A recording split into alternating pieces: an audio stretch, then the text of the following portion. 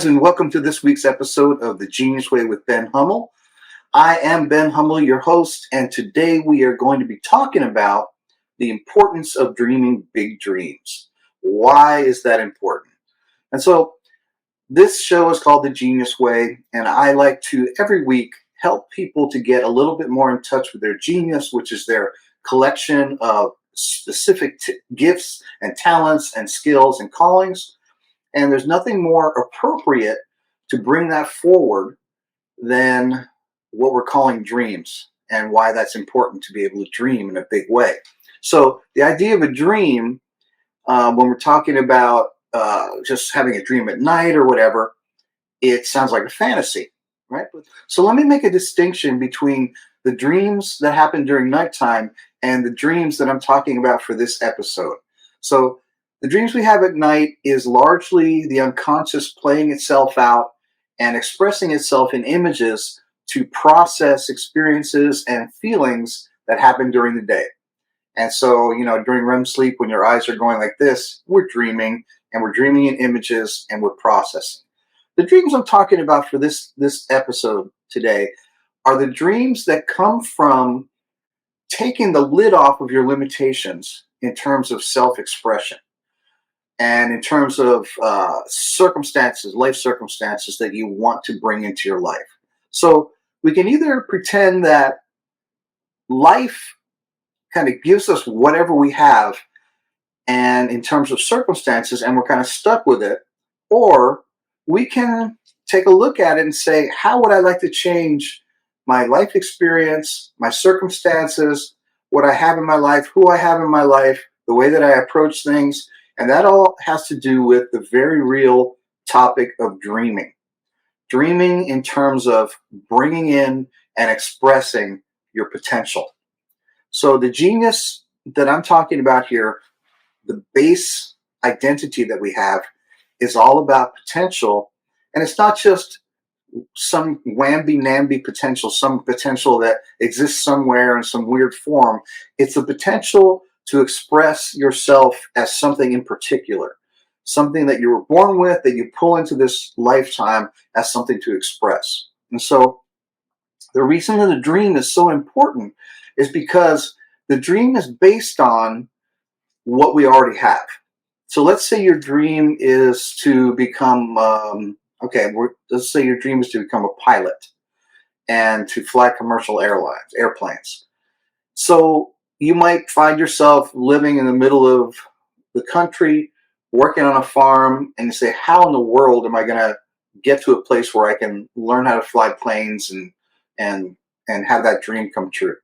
So the dream is not difficult if you break it down into small pieces. And when we see the dream as something that's really far away and we don't break it down a little bit, it seems like very impossible. It seems like that's for other people, not for me. I can't do that, so I'll keep it as something that is going to happen way in the future. But what's important to see is that taking any little step towards that dream that seems like a fantasy is part of bringing that dream, is part of living that dream. So, for instance, if you are, like for me, I wanted to become a psychotherapist at one point in my life. And so the first step is find the school, find the graduate school. And then little by little by little, paper after paper, book after book, report after report, and hour after clinical practice, I became a licensed psychotherapist. And it continues. So breaking it down into small pieces is part of dreaming the dream. But let's see what happens to us when we kind of grow up and we start out as this little person with a dream. And part of the cool thing about being young and not knowing what the heck is going on is that we're allowed to dream. And sometimes, just to begin with, we end up doing things and accomplishing things because we didn't know that we couldn't do them. We create things and make things not because we know how, but because we didn't know that we couldn't do it. So in other words, what's driving that whole thing is the dream, the inspiration, the feeling of possibility, the feeling of stepping into potential. But as we get a little bit older and we start comparing ourselves to other people and other things, and we see there's always somebody richer than me, there's always somebody better looking than me, there's always somebody better at this sport, or that has more girlfriends or boyfriends than I have. Then we start comparing, and then we start to settle. We kind of settle down into practicality. And practicality is basically the death of a dream. When you have a dream, it's not about being practical. Anybody can do practical. I mean, we're kind of taught to do practical. We're kind of taught to move through the world in a practical way. And it's nice for being efficient, and it's nice for, lining up our getting our ducks in a row and crossing our T's and dotting our I's. But it doesn't have the wild beauty of a dream. It doesn't have power to manifest something that feels so, so vitally important to us. And so what we're after here in dreaming the big dream is to express our seed of potential of this life. That's the whole point, to be able to express the seed of potential that we bring with us. And everybody's is different. It doesn't matter what it looks like. It just matters that it's yours. And to let the practicality that sets in sit on top of that seed, well, you can see what happens. So if I had an acorn right here, and this acorn had a dream of being an oak, huge, half an acre wide of branches. And the acorn thought, I'm this big, and I look at that thing, that big oak, how in the world is that going to happen? That's the practicality. But the acorn, luckily, doesn't think about the practicality. It gets planted, and it just starts doing its thing. It's not intimidated by the full-grown oak. It's not intimidated by the process. It's simply doing its thing to express its potential. And so as humans, we are no different, except we can't skip over that part where the acorn in us, the seed of identity, our genius, needs to kind of just develop and keep developing without that big, fat, wet blanket of practicality sitting on top of it. So that's the important thing. So who I'm talking to right now on this show, you're not 4 years old anymore. I doubt there's any 4-year-olds watching this show, 5-year-olds. But if you find yourself in your life having become practical, which is fine, but not for dreams. If you've found yourself limiting the way that you dream, the way that you aspire, the way that you move in the world about expressing your potential, if you have dumbed that down for the sake of practicality, you know what I'm talking about. And I imagine you know how that feels to have been dampened by being a productive member of society. And so what I'm asking you to do here is to consider that dreaming a big dream means to give wings to the potential and the possibility of what you have within you in a way that is just the sky's the limit. I don't know how I'm going to get there, but I'm going to just start. I'm going to put one foot out and let the earth meet my step.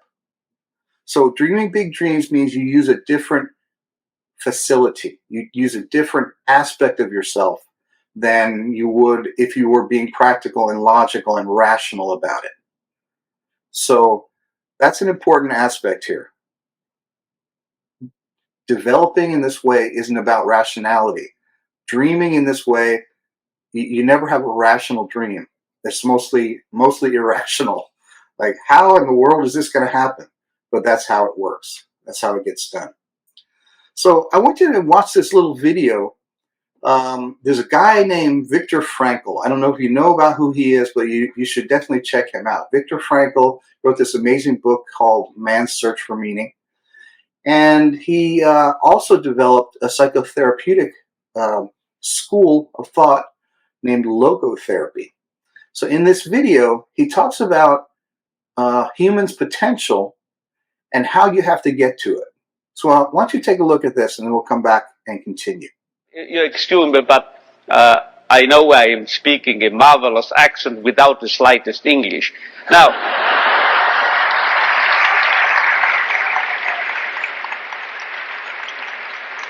you know, you won't believe it. Gray hair, my age, I started taking flying lessons recently. Do you know what my flying instructor told me? If you are starting here, wish to get here, say east, heading for this, and you have a crosswind, you will drift and you will land here. So you have to do what we pilots call crabbing, he told me, C-R-A-B, crabbing. You have to head for north of this airfield, and you have to fly that way, you see, as if you headed in this direction. If you are heading here above this airfield, then you will actually land here. But if you head for here, you are landing here. This holds also for man, I would say. If we take man as he really is, we make him worse. But if we overestimate him,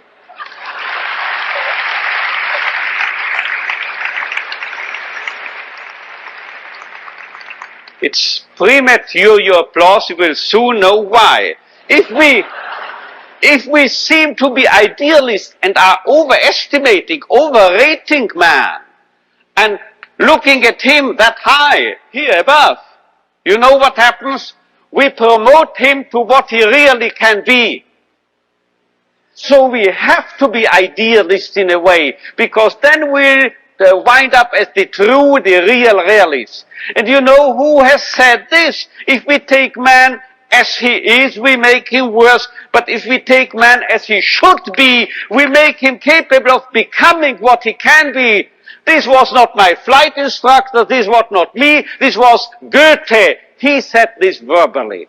And now you will understand why I, in one of my writings, once said, this is the most apt maxim and motto for any psychotherapeutic activity. So if you don't recognize a young man's will to meaning, man's search for meaning, you make him worse, you make him dull, you make him frustrated, you still add and contribute to his frustration. While if you presuppose in this man, if in this so-called criminal or juvenile delinquent or drug abuse and so forth, there must be a what we call spark, yeah, a spark of search for meaning. Let's recognize this, let's presuppose it, and then you will elicit it from him, and you will make him become what he in principle is capable of becoming. Wow, I really love that guy. He's really amazing. And so let's go back to that Goethe quote that he just said. When we treat man as he is, we make him worse than he is. When we treat him as he already was, what he potentially could be, we make him what he should be. So let me say that again. When we treat man as he is, we make him worse than he is. When we treat him as if he already was what he potentially could be, we make him what he should be. And so that's such a beautiful thing, because it's the idea of presupposing, when we're talking about our own dreams and our own potential, it's the idea of presupposing that we're already that. We take that higher approach instead of, the practicality just goes from here to here. Like he was doing that illustration of flying. If you just go from here to here, you're not going to get there. But if you overshoot the mark, like let's say you want to get to the top of the mountain, you need to go and try to get to the moon. And just by sheer effort, you're going to easily get to the top of the mountain. And so it is with our dreams. Our dreams are there to kind of move into. They're in a different realm than the practical mind. They're there to move into as a way of seeing ourselves as our potential and acting as if in order to do that. Like, for instance, let's say you're a singer-songwriter. Let's say that you go to an open mic. If you go there saying, well, I'm not as good as everybody else, I'm just kind of okay, and I'm just going to do this, that's what everybody's going to feel. But if you go there feeling your potential and you just kind of let it all stay there on, let it all out on the stage, the audience is going to see something different in you. They're going to see your dream. They're going to see your potential. But you've got to give yourself that leeway to allow yourself to move into that potential through that dreaming a big dream. So dare to dream a big dream. So some people get into the place where, well, who am I to dream such a big dream? There's only so many millionaires, or there's only so many successful this, or there's only so many great this. So, why bother? Well, you have to bother because you've been given a set of potentialities when you were born. And if you're anything like me, which I think you are, you haven't realized those potentialities yet. That's what we're doing here. We're spending our lives to realize the potential of what we were born with. And you can't know that by being rational. You can't know that by comparing yourself. You can't know that by even being careful. To dream a big dream, you always have to take a chance. You have to take a chance that other people aren't going to like it. You have to take a chance that you're going to fail. You have to take a chance that you might be missing the mark. But every time you take one of those chances, you learn something. You digest something.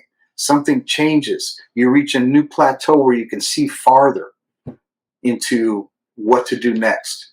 But if you don't do anything, nothing happens. If you don't do anything to express your dream, nothing ever happens. Except for you can be called a very rational person. You can be called a very careful person. And again, if that's what you want to do, that's fine. But today we're talking about big dreams. We're talking about dreaming into an actual life where we're living our potential. So remember, genius is about expressing something new. It's expressing something that hasn't been said yet in the way that you're going to say it. Something that hasn't been expressed in the way that you're going to express it. And so to do that, you've got to have such, how can I say it? You got to have such audacity to be genuinely yourself, where there's no comparison, there is no, no hierarchical system of seeing your dream that's better or worse than anybody else's. It's just your dream. It's your potential. It's your expression, and there's nothing else to be said about it. So here's another idea. There's an idea that's called the greater fool. And what that idea is about is that in order to create something and move it along, the next person has to come along to move it a little bit further, to buy into the idea and take it to the next level. And it started out, the greater fool, as some kind of like a pyramid scheme. Like, in order for me to make money, some other fool has to buy the thing that I made and take it further from there. But there's another layer to that greater fool theory. As you're going to see, I'm going to play you another video. There's another idea to it, that where you don't listen to the naysayers, you don't listen to the negativity, you don't listen to all the ways you can possibly fail and let it paralyze you. Instead, you pay attention to the potential that you have as a human being, as someone who's been given a genius, as someone who's been born with special talents and skills that you may not have uncovered yet. But you use all this potential to take that thing a little bit further. Like whatever I've learned in my life, it's all here right now as I'm sharing it with you. And I am pushing that forward in hopes that you guys are going to be able to benefit from it some way. And I, in turn, if this is inspiring you, hope you take this and move it forward too. You keep going to the next person, the next thing, to keep developing the same thing. Like we all stand on the shoulders of giants. We all stand on what has come before so that we have a better chance to dream our dream and express our dream and to move into the future with a lot more clarity and creativity and self-expression. So I want you to take a look at this other clip about the greater fool. We'll see you in a minute. The greater fool is actually an economic term. It's a patsy. Thanks for that. For the rest of us to profit, we need a greater fool, someone who will buy long and sell short. Most people spend their lives trying not to be the greater fool. We toss him the hot potato. We die for his seat when the music stops. The greater fool is someone with the perfect blend of self-delusion and ego to think that he can succeed where others have failed. This whole country was made by greater fools.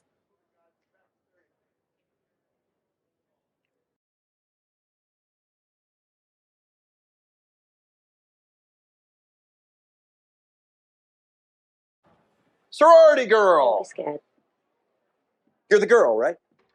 I'm Jennifer Johnson, Just graduated Northwestern? Stay calm. a year early. You asked me that moronic question, and then my world came apart, and she came here, and I landed in the tabloids, and I got death threats, and my job is constantly in jeopardy, and you ruined my life? Again, just stay calm. Yes, that was me. What the hell are you doing here? I'm applying for an internship. Why? I watched the show, and I read the New York Magazine article, and I know what a greater fool is. And I want to be one.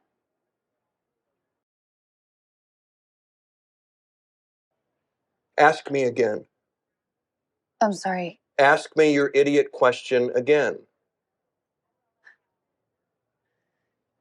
What makes America the greatest country in the world? You do. Hire her.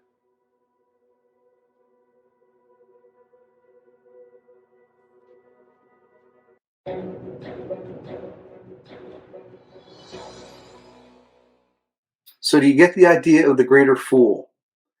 Does that make sense to you? In other words, the greater fool has to be the one who is based mostly on an ideal, an idea, instead of, again, practicality or rationality.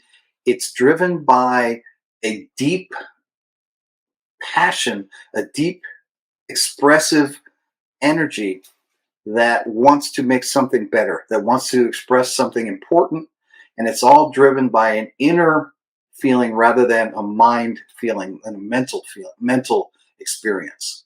So when we think about genius, again, genius, when we feel a stirring in us to create something or to express something that comes from our genius, that feeling many times is going to show up as an image.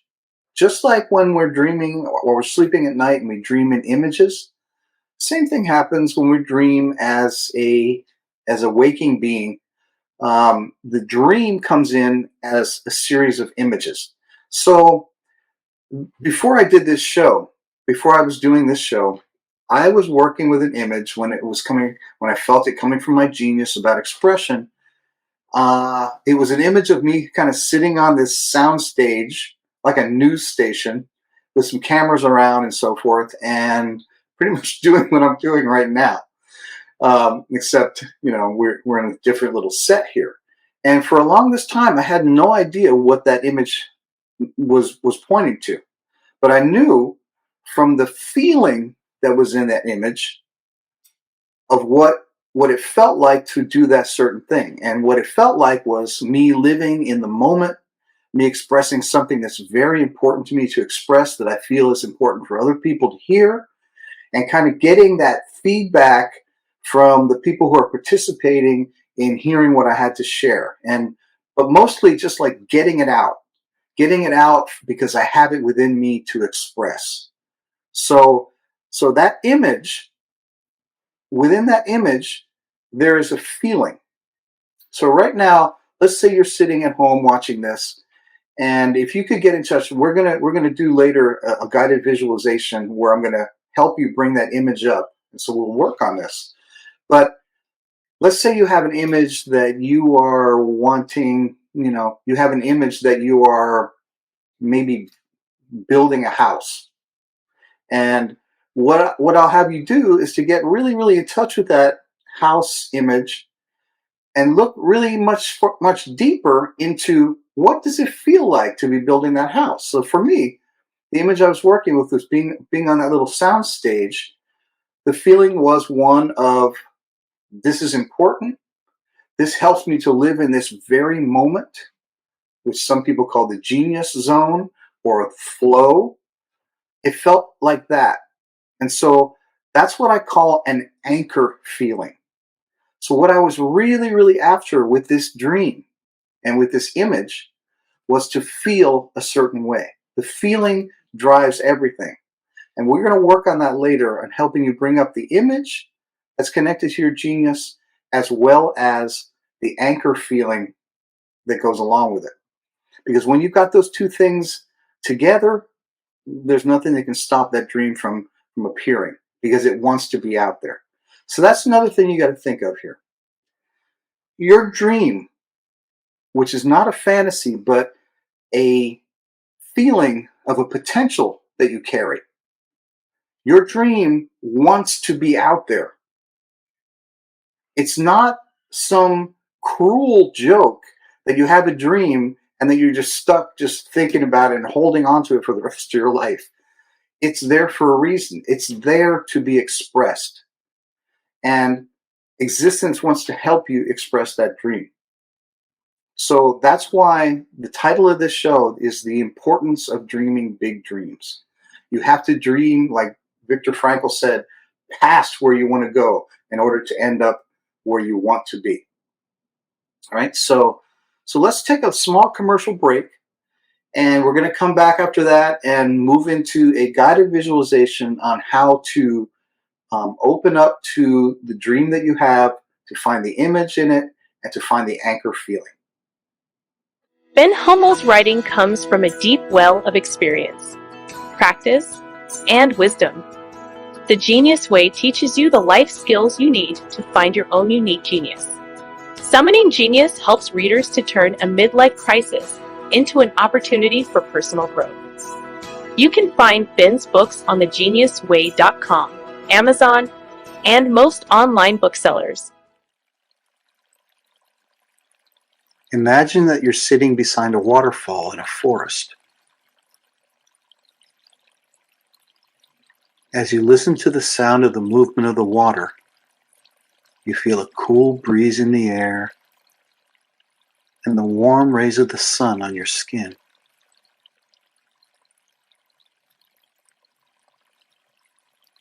Your attention is free to explore a familiar dream that you have about the future hopes you have for your life.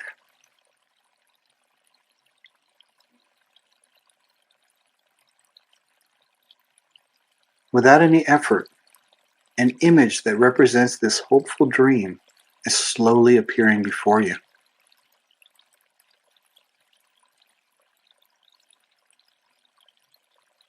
You start to see yourself in a certain scene or circumstance that represents what you'd like to have in your life in the future.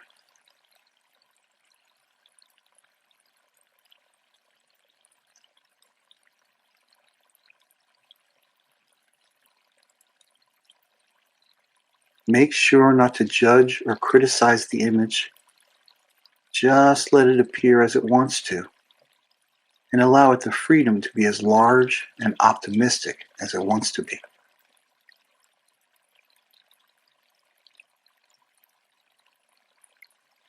What is the image that you see?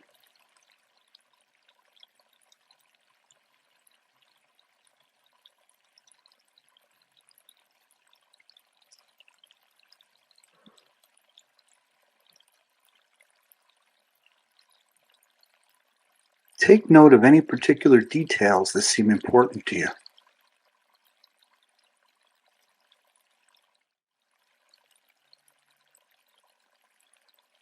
Have you been in this circumstance before? Or is this something that hasn't happened yet?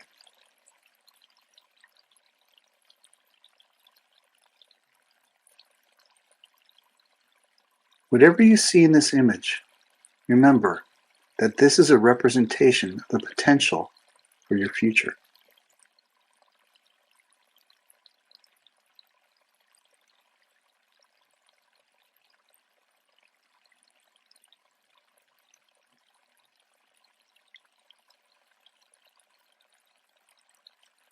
Now, within this image, there is a feeling. This feeling is called an anchor feeling, and it is the lifeblood of the image. It's what makes this image attractive and worthwhile to you.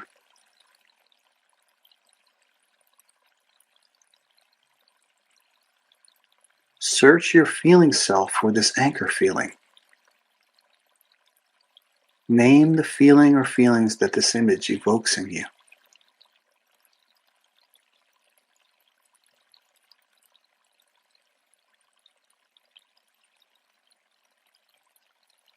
The combination of this image and the anchor feeling within it is your roadmap for bringing this circumstance into your life.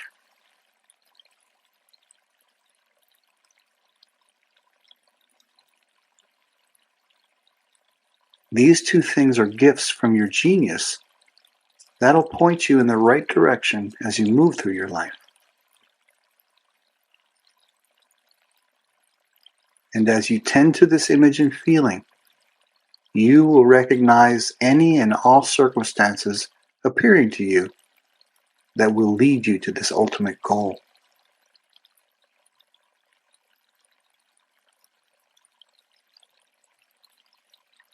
As you're getting ready to leave this waterfall and forest, you understand that you take the messages that you've uncovered from your genius self along with you.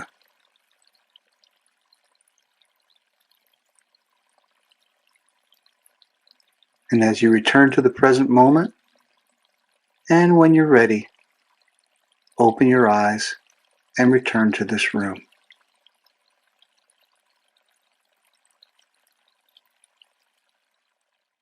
So how was that experience for you? Were you able to get in touch with the image and then the anchor feeling of what that image is supposed to give you in terms of an experience? And do you recognize this in your life at all? Do you recognize this as something that you may have left off years ago? Do you recognize this as something that's current? That's important to know, because you need to get that. If you're not living your dream and dreaming that big dream and manifesting it and expressing it, you need to get that pump lubricated again so that all that stuff can happen. So I want to tell you about this idea here where in a primitive society, there is a different way of accessing or assessing mental health. And so here's a quote from Gabrielle Roth. It says, "In many shamanic societies, if you came to a medicine person complaining of being disheartened, dispirited, or depressed, they would ask one of four questions. When did you stop dancing? When did you stop singing? When did you stop being enchanted by stories? And when did you stop being comforted by the sweet territory of silence?" So you can see these are all not really psychological questions, but what happened to your spontaneity, your innocence, your participation with life, your lightness, your lightheartedness, dancing and singing, liking stories, enjoying silence? They don't seem too psychological, but they are at the bottom of our psychology, and they go even deeper. And I'm going to add one more today. And I'm going to say, when did you stop dreaming your dream? When did you stop dreaming your dream because it wasn't practical? It started to feel impossible. It started to feel like you'll never get there.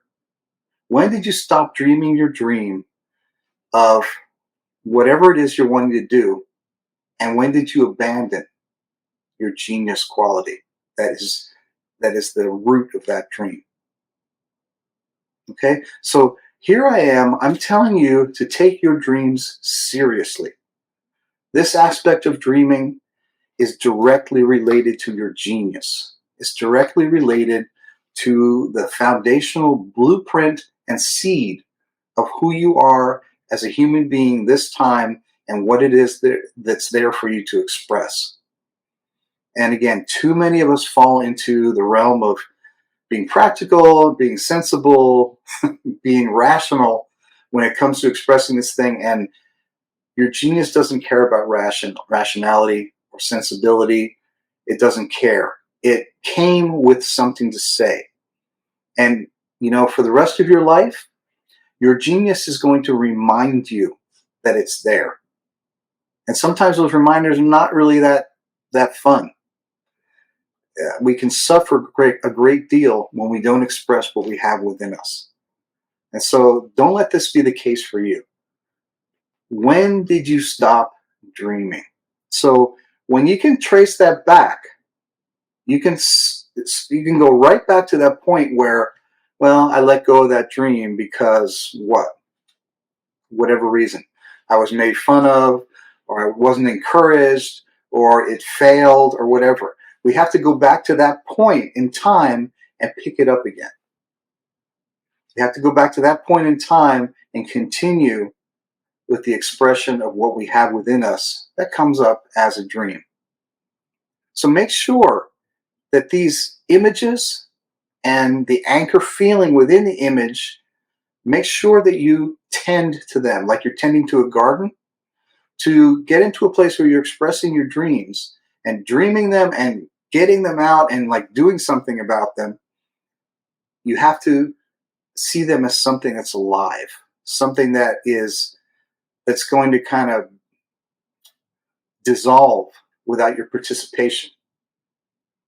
So my hope is that you're encouraged by this to continue with this, pick up where you left off, and tend to your dreams every day as something that's very, very important part of your day.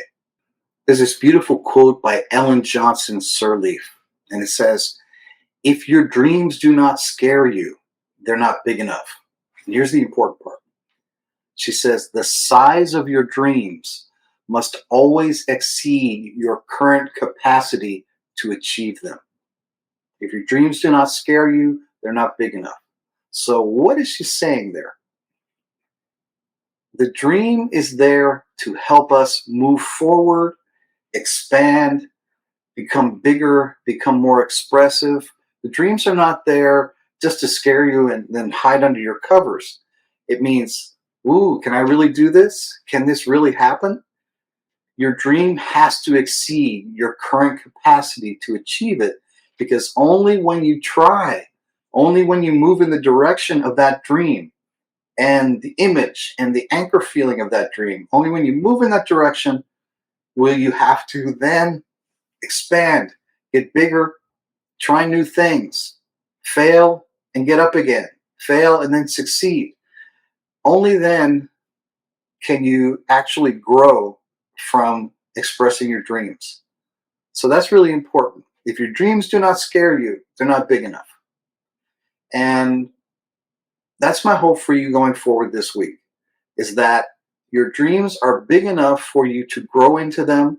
They're big enough to challenge you. They're big enough to keep you kind of alive and participating. That's really, really important. It's easy to be stagnant with a dream that has been ignored. And it's easy to be stagnant with being practical and being rational and logical. But a dream, you need your other capacities. It's got to scare you a little bit, and you need to keep going.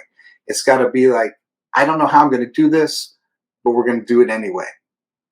Think about Kennedy in, I think it was 1960, saying, yeah, we'll go to the moon. 9 years later, boom, there we are. Pretty wild. That's how it has to be with us. So let me send you off with a little inspiration. and I will see you on the other side. Every one of us is born with a sacred dream within us. This is the dream of existence's plans for us as an individual and of the contribution we're here to make to the world around us.